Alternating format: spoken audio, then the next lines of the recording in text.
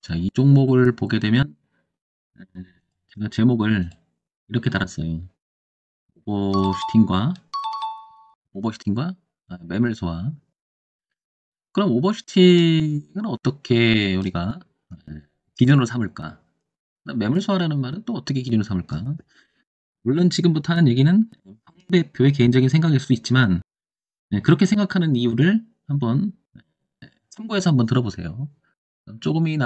조금이라도 매매하시는데 도움이 될 수 있으니까 참고 삼아 보세요. 심플하게 보면 오른쪽 위에가 주봉입니다. 주봉인데요. 이런 흐름을 한번 봅시다. 이런 흐름.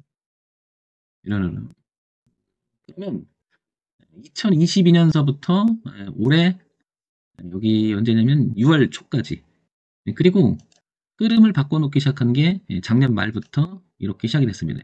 제가 이 흐름을 굉장히 중시하기는데 여기서 보면 1차적으로 이런 흐름을 바꾸려고 노력을 했다가 넘겼죠. 그리고 나서 이제 제가 많이 이야기하는 것 중에 하나가 지지 핸들의 형태를 만들어 갑니다.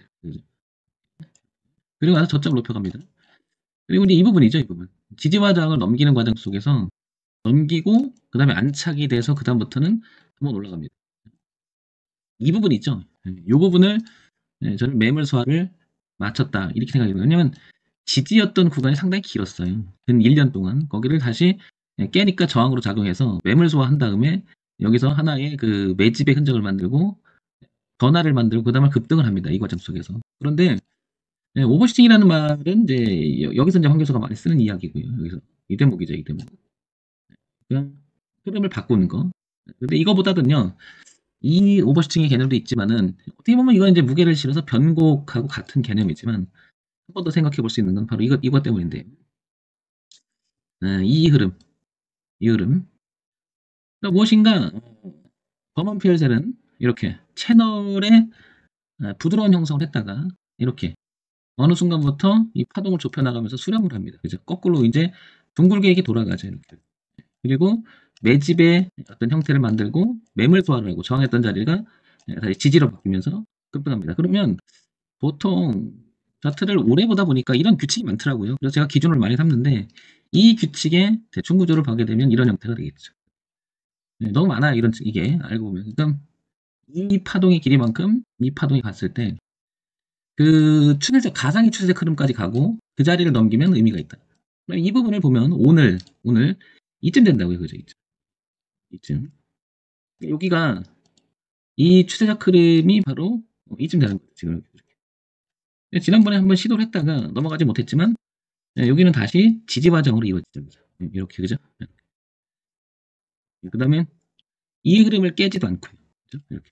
그래서 이 부분이 또다시 한번 이 흐름에 대한 이 폭에 대한 흐름을 오버슈팅하고 있는 구간이 아닐까. 그래서 이 부분이 아침에 공략 포인트가 된 거 넘어간 거 확인이 되고, 그죠? 그래서 여기는 우리 많이 배웠죠?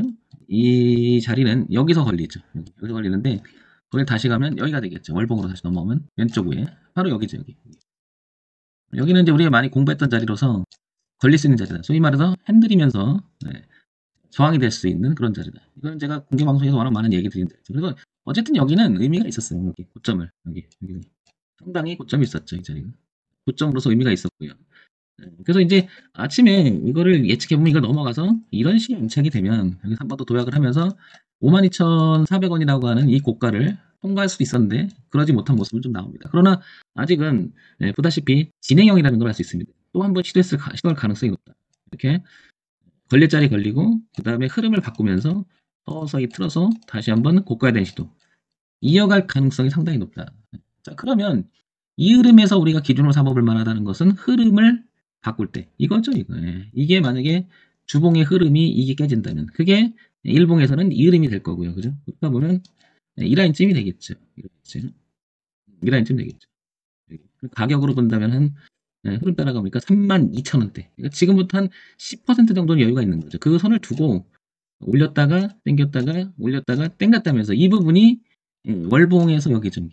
그래서 매물 소화, 그러니까 오버슈팅과 매물 소화라는 이렇게 기본적인 우리가 체크볼, 그러니까 하나하나를 개념적으로 정리를 해놓는 거죠. 오버슈팅이란 과연 어떤 것을 정의를 내릴 수 있을까? 매물 소화라는 것은 어떻게 우리가 생각해 볼 수 있을까? 이런 측면이죠. 따라서 범한 퓨얼셀은 오늘 오버슈팅과 동시에, 그러니까 진폭을 넘어가는 오버슈팅과 동시에 그 다음에 월봉에서 비춰지는 매물 소화 과정을 겪고 있는 그런 파동의 형태가 나타나고 있다. 이렇게 보여집니다.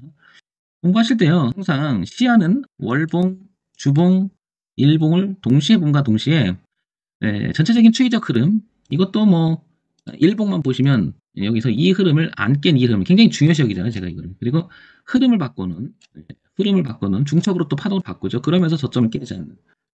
그래서 이게 지지 핸들로서의 하나의 변곡점을 만들고 그 다음에 올라가고 그 다음에 아까 전 단계였던 지지 하장을 한번 이렇게 매물 소환한 다음에 그다음에 오버슈팅 나는 구간 또 갔는데 그 폭에 대한 오버팅이 한 번 더 이루어지고 있는 거죠.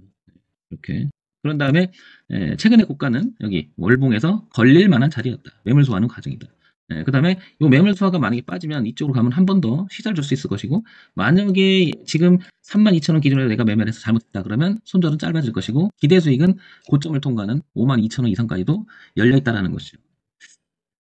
결과론적으로 주식 매매를 하는 게 아니라, 주식 매매는 결과론적이 아니라 결과론이 아니라 과정론이 아닐까 생각이 돼요. 과정론. 이 과정론이 갖는 의미는 대응을 한다는 거죠. 대응을. 결과는 그냥 나니까 대응이라는 것보다 그냥 결과에 따라서 그냥 하는 거지만, 과정은 어떤 대응을 하냐에 따라서 리스크 관리부터 시작해서 수익의 극대화. 여기서 포인트는 진입이죠. 진입이 굉장히 중요하죠. 진입이 잘못되면 그 자체는 출발이 잘못되지만, 진입이 잘못되면 청산, 먹을 폭도 적고, 그 다음에 청산, 리스크 관리 다 위험하죠. 진입은 반드시 기준 있는 진입이 될 거고, 그 흐름 속에서 시장이 만들어 놓은, 종목이 만들어 놓은 그 기준 제시를 가지고 우리가 그냥 순응하고 따라보는 것도 하나의 방법이 되지 않을까 싶습니다. 이런 점만 한번 참고해 보시기 바랍니다.